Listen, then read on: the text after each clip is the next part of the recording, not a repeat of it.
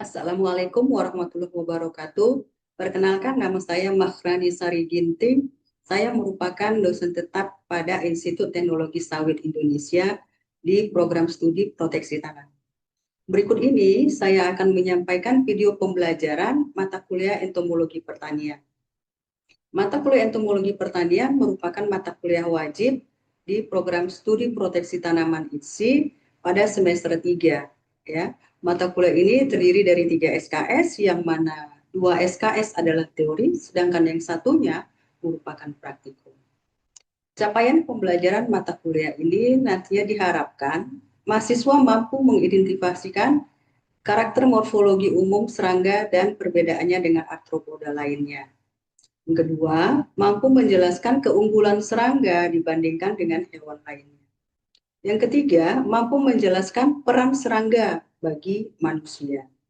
Kemudian yang selanjutnya, mampu menjelaskan morfologi, anatomi, fisiologi, serta siklus hidup serangga dan mengkaitkannya dengan teknik pengendalian serangga hama dan perbanyakan serangga. Seterusnya, diharapkan mampu melakukan identifikasi serangga. Kemudian yang terakhir, mampu menjelaskan klasifikasi serangga penting pada dunia pertanian dan perkebunan. Demikianlah, selanjutnya mari kita saksikan video pembelajaran ini.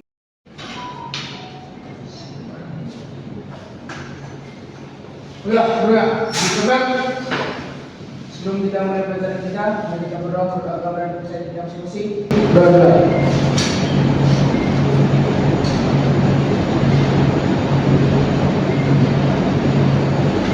Sudah selesai.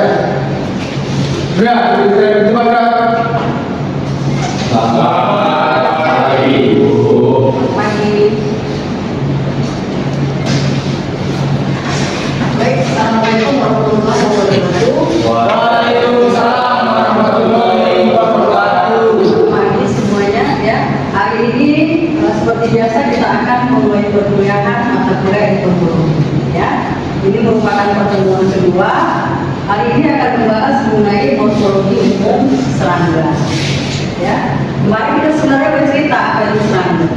Nanti saya mau coba lagi dari belakang, sebutkan satu jenis serangga. Kembang tanduk. Kembang tanduk, yuk. Belalang, kamu bang? Jangkrik, kupu-kupu. Ayo.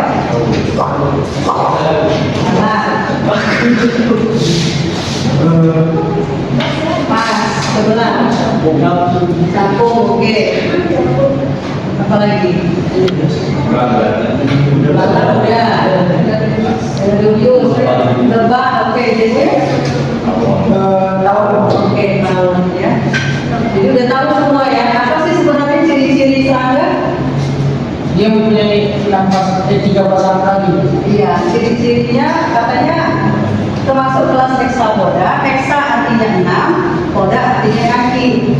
Jadi semua makhluk hidup atau binatang yang mempunyai 6 kaki. Sekarang laba-laba. Pernah lihat laba-laba? Kakak-kakak yang perempuan, pernah lihat laba-laba? Kakinya berapa? 8, ya. Jadi laba-laba selalunya orang salah bilangnya serangga. Padahal kan kakinya 8, maka dia tidak boleh dimasukkan ke dalam golongan serangga. Ya. Kemudian katanya ciri-ciri yang adalah tubuhnya terbagi dari 3 tahap, 3 bagian. Ya, kepala, toraks, abdomen. Ya, biasanya ya.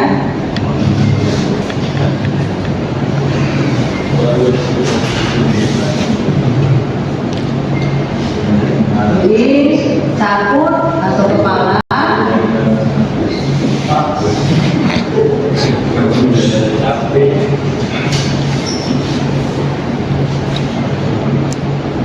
abdomen.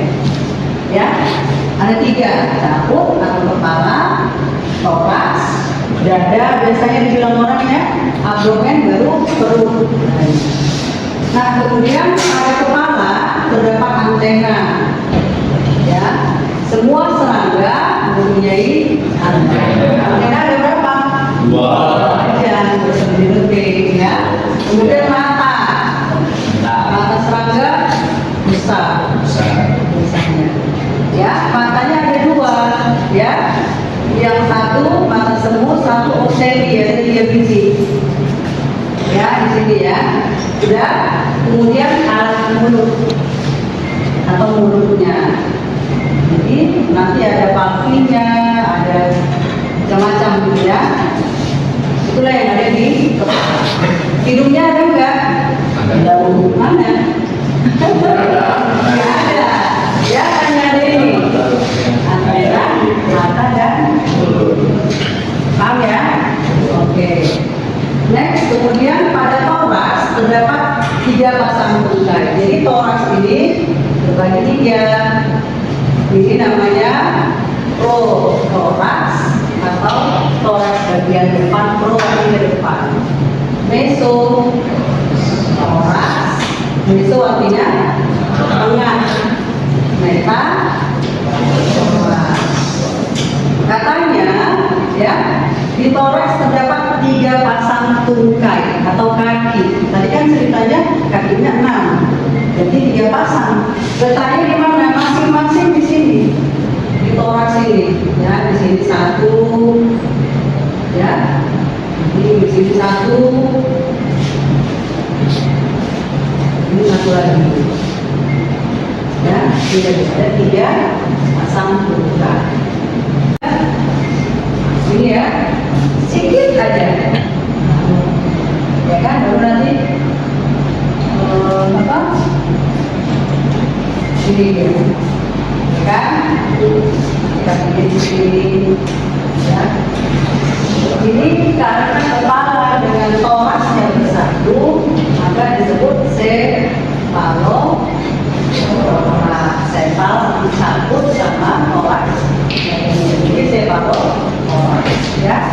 Tapi kalau belalangnya jelas, bahkan toraks ini nanti kalau kalian praktikum ini nampak dengan jelas, ya. Paham di sini? Ada pertanyaan? Nah, terang keluar. Pernah lihat, pernah pegang belalang?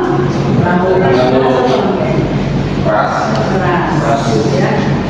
Kalau kenapa dia keras? Karena badannya, kulitnya yang keras itu berfungsi sebagai kerangka. Kerangka kita di mana? Di dalam atau di luar? Apa contoh kerangka di dalam? Tulang. Apa? Tulang rusuk, tulang orang, ya kan?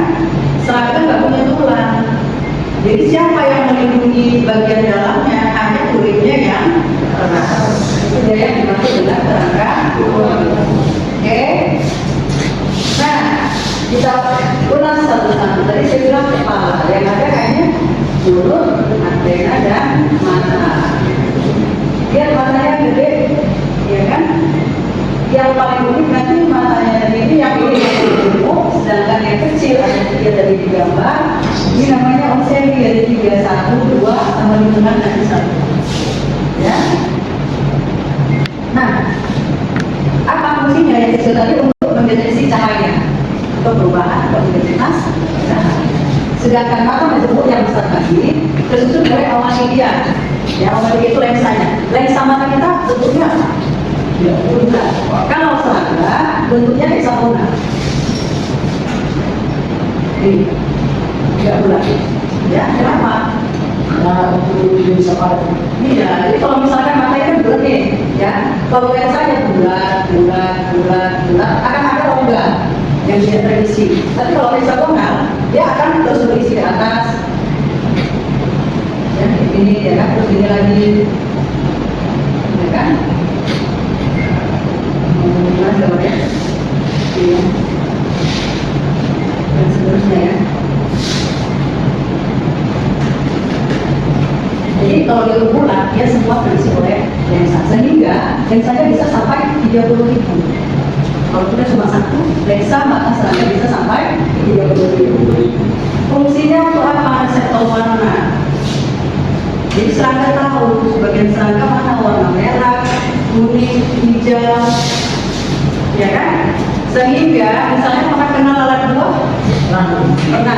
Aku kenal lalat buah. Kakak aku pernah lihat di mana lalat buah? Buah-buah, ya kan? Buah tomat, buah jeruk, buah apa lagi yang sering kita lihat ada lalatnya? Semangka, lagi labu, ya. Kenapa mereka tertarik ke tomat?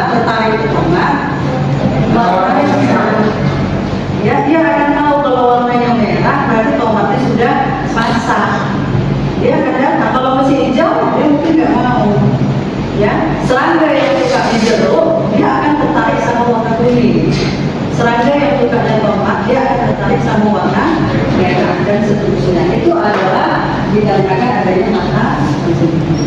Ya.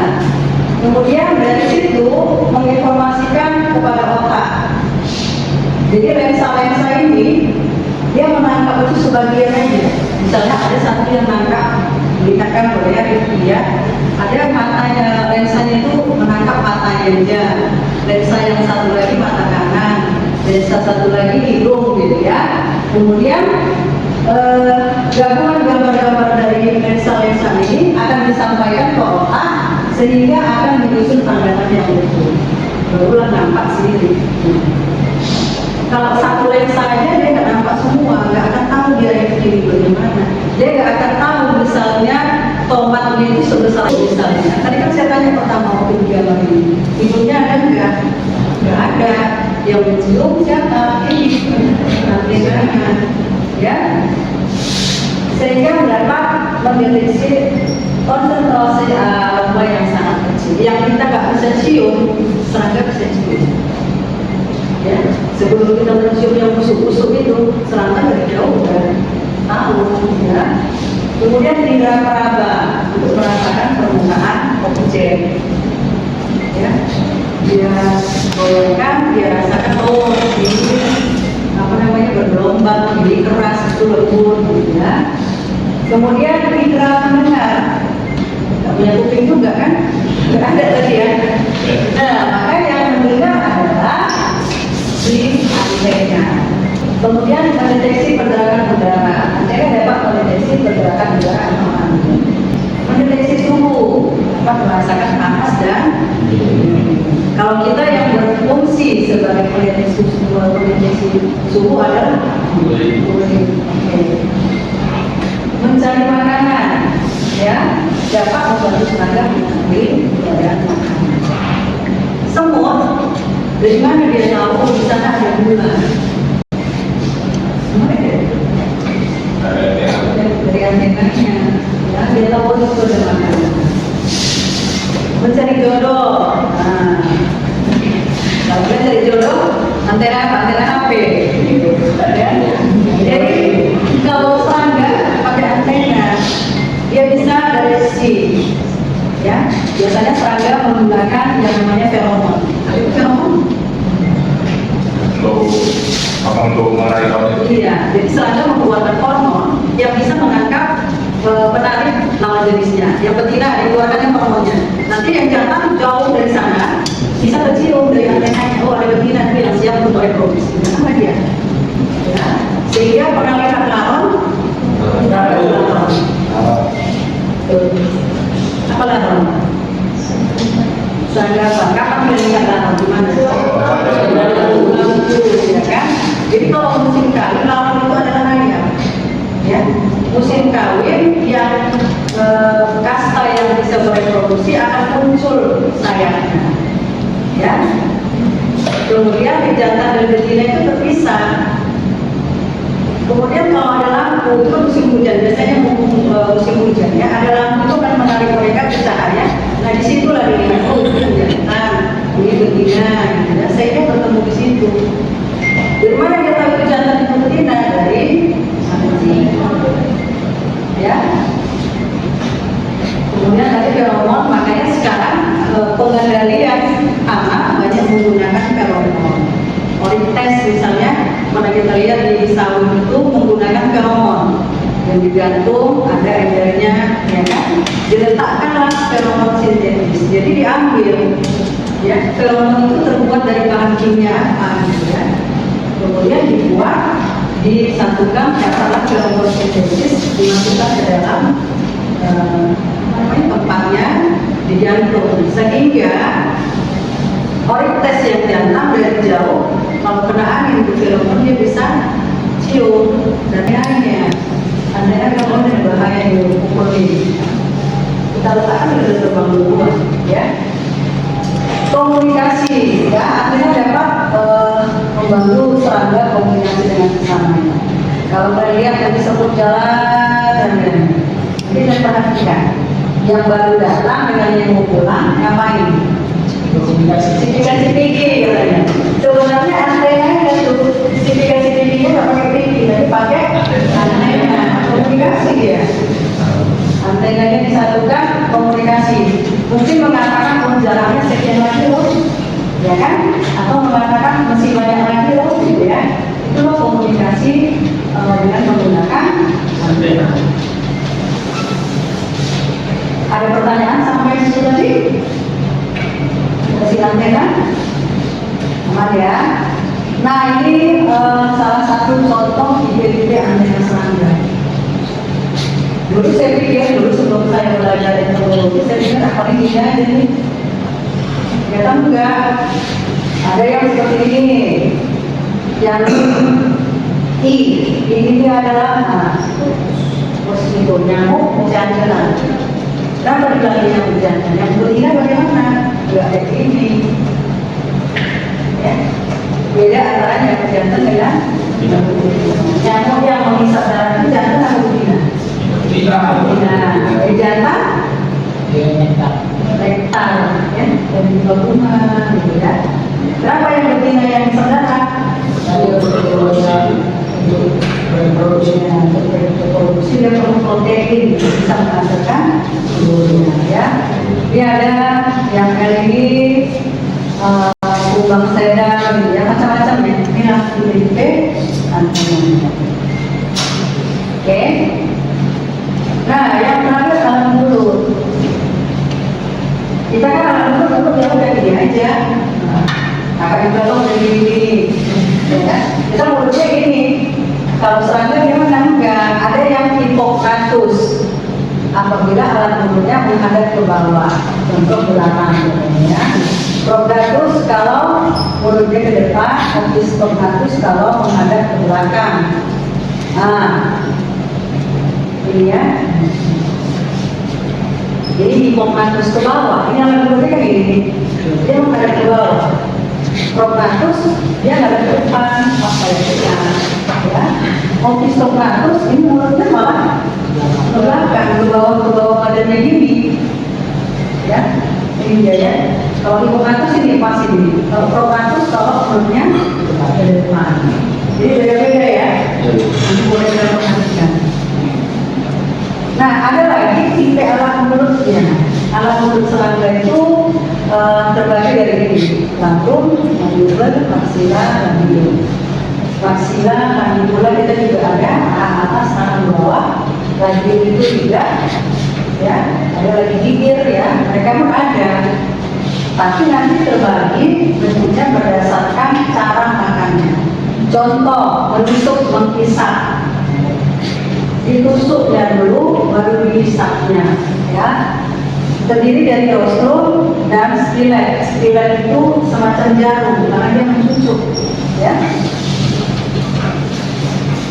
Kalau yang ini menggigit, mengunyah. Biasanya labiumnya ini keras, karena dia digunakan sebagai gigi. Serangga ada giginya.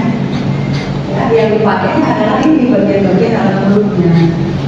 Ya, ini tadi menusuk menghisap, ya. Contohnya apa? Yang menusuk menghisap. Sikanus saja kan? Nyamuk. Ya, tusuknya dulu baru dihisap. Nah, kalau kita bagi ini ada mulutnya. Ya. Nah, ini juga ya, dari ini ya, contoh ya. Ini tangan siapa ya. Jadi tusuknya dia begini. Stiletnya proboscis tadi itu gila dia ya. Jadi suka pada saat namanya ada dua. Jadi satu untuk darahnya, satu untuk salivannya itu. Kemudian smoking ya. Contohnya lalat rumah, lalat buah. Nah, ini ya. Ini apa ini? Kayak apa? Kayak patung kita ya. Ini ada cuma. Ya. Jadi ya kayak patung itu kayak sedoknya gitu ya. Nah, kalau ini contoh yang tadi apa namanya? Opisthocratus yang mulutnya mengarah ke belakang. Ingat ini panjang. Kalau dibiarkan ini panjang ke sini misalnya, apa yang terjadi waktu depan? Lambai-lambai mengganggu, maka simbollah ya di hidung. Jadi waktu depan ini mulutnya, ya, jadi nggak bisa panjang gitu. Nah, contohnya seperti ini. Ya, kalau memang ada buku tidak akan seperti ini. Ya, ya apa ini hanya memisah. Dia nggak bisa membuat lubang. Mungkin enggak. Tapi kalau ada yang apa namanya menang saya dia masuk menjadi dalam bentuk dia susah. Ya. Ini kalau ini dari yaitu kayak mengambil itu kayak tadi kakak itu sebenarnya gini ya, sebenarnya ini. Ya, contohnya katanya di dokteran ini apa? Berbau. Ya. Jadi kalau tahu misalnya, tahu itu kalau untuk tahu itu pakai apa? Ini ya dari bagian belakang. Ya bukan dulu waktu kecil saya pikir dari mulutnya ditusuk, ternyata enggak. Ya. Oke, ada pertanyaan dulu tadi mengenai mulut? Ya, mulai dari mulut dulu. Ya, jadi kalau misalnya itu, ya jadi dia tinggal dulu, ya, baru bukanya dimasukkannya. Jadi kalau biasanya sebelumnya lagi waktu dia mau berbang. Ya, ada pertanyaan? Ya, kita lanjut ya. Toraks, ini dia. Ya, toraks dekat dengan jakut di kepala, besok juga kulesa, kemudian ada meta. Jadi tadi masing-masing terdapat satu pasang kaki. Ya, saya terdapat di besok dan meta. Ini kalau bagian aslinya ya, dia pro, besok dan meta. Nanti di sini kaki ada saya. Kemudian nanti ada spirakel. Spirakel itu lubang. Ya, maka nanti di abdomen ini ada lubang spirakel. Kalau tadi saya bilang nggak perlu dulu. Jadi penapasnya pakai apa? Pakai spirakel. Ya hanya untuk memasukkan dan menurunkan udara, tapi nggak bisa menghidu, nggak bisa mencium bau. Ini bentuk saya. Ya, kayaknya udah biasa ya. Lihat saya yang jadi apa di sini? Ya ini apa banyak. Ya, bisa diperhatikan. Nah, salah satu cara identifikasi serangga adalah melalui sayap. Nah, ini kan adalah kupu-kupu. Tapi nama kupu-kupunya kupu-kupu itu dari yang paling besar sampai yang paling kecil. Ya, ada yang putih selalu berpasangan terbang, gitu kan. Dari mana kita tahu? Selain ukuran, antara yang satu dengan lain adalah ini susunan pena. Ya, paling dekat ini. Ya, HP1, HP2, dan seterusnya. Jadi identifikasinya spesiesnya dengan melihat dari susunan penanya ya 100 ini di sayapnya. Ya, jadi kalau mau identifikasi pertama antena, itu lihat dulu pertanyaannya. Karena kan banyak jenis antena. Yang keras itu fungsinya untuk melindungi sayap yang lembut itulah yang untuk terbang. Ya. Jadi fungsi sayap ada dua. Kalau yang lembut itu untuk terbang, yang kerasnya elektra namanya untuk melindungi sayap yang terbang. Oke. Nah, lanjut ke di sini udah ada sayap, sekarang buka ya kaki. Inilah gambar dasar dari satu kaki serangga. Ya, koksa ini yang menempel pada toraksnya badannya femur. Femur kalau manusia juga femur. Paha, ya. Ada tibia, kalau manusia ada tibia fibula. Tulang kering kalau femur. Ya. Ini tarsus ini apa namanya? Tarsus kalau kita ada nanti dari ini kuku. Ya. Jadi ini kayak kita. Inilah bentuk dasarnya. Ya. Nah, tipe cukai ini macam-macam, nggak semua sama. Kalau yang ambulatorial itu berjalan, ada nggak serangga yang berjalan? Ada. Semua bisa terbang. Ada yang menari untuk kompromis kecoa. Kecoa itu tidak ada taringnya malah lari. Kita semprot dia lari ke arah siapa? Arah kita. Iya kan? Menurut. Ya. Kemudian terdapat juga kalau yang berbeda ovipositor untuk meletakkan ovipositornya dulu. Ovipositor artinya letak. Macam-macam bentuknya. Ada yang seperti ini, kemudian ke bawah, yang kita tidak ada kegunakan, ya. Nanti kalau tadi yang lebah dia bulat, gitu ya. Oke. Ada pertanyaan? terus secara umum dari sambutan dan mungkin itu ada. Oke, katanya benar. Kalau secara ukuran, apakah ada beda antara secara apa namanya serangga jantan dan betina? Ada bisa jawab Pak Dokter? Biasanya kalau serangga begini itu Apakah semua? Biasanya, ingat biasanya ya. Biasanya serangga betina lebih besar daripada serangga jantan. Kenapa sih? Karena ada ovipositornya ada. Baik. Ada masuk dulu. Mungkin katanya karena dia perlu tempat untuk telurnya. Ya, selain itu juga badannya yang besar itu membuat dia bisa ngaruh untuk berreproduksi, bisa bertelur, menghasilkan telur, ya kan? Dibutuhkan yang kuat, yang besar supaya bisa berreproduksi. Lagi, ya, Versi yang memang itu dari yang mata masuk dalam itu mata itu bisa tidak terlalu untuk melihat cahaya. Masih ada?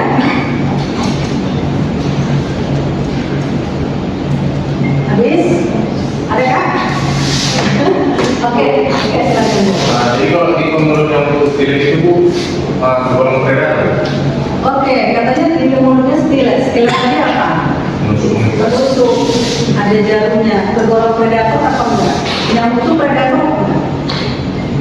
Predator apa sih predator? Predator adalah satu hewan yang memangsa hewan lain yang berbeda jenisnya.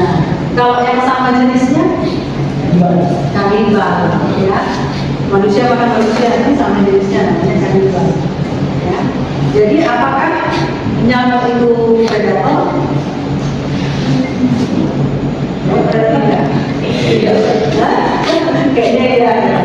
Karena kan ada beberapa kasus yang wajar disebabkan oleh nyamuk. Kematian yang disebabkan oleh nyamuk, karena di contohnya misalnya Aedes, ya kan, yang membuat mati itu nyamuknya apa protozoa yang dimasukkannya? Protozoanya, ya. Jadi tidak untuk dimakannya, kalaupun dia membuat mati bukan karena dia mau makan. Ini predator itu identik dengan dimakannya atau dihisapnya. Contoh sikanus, ya nanti ada sikanus itu dimasukkan ke stiletnya, dihisapnya sampai tubuh si serangga sehingga nanti dia lama-lama mengering serangga yang dimakannya, dihisapnya. Ya, ada lagi?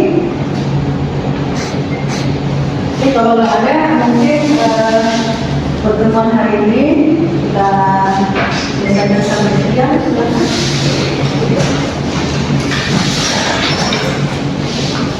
Silakan. Udah, duduk sebelah. Mari kita berdoa untuk agama dan untuk masing-masing. Baik.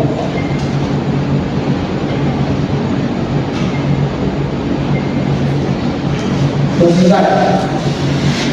Udah, duduk sebelah depan, Pak. Terima kasih Tuhan, siap ya Bu. Sampai jumpa di depan ya. Siap Bu.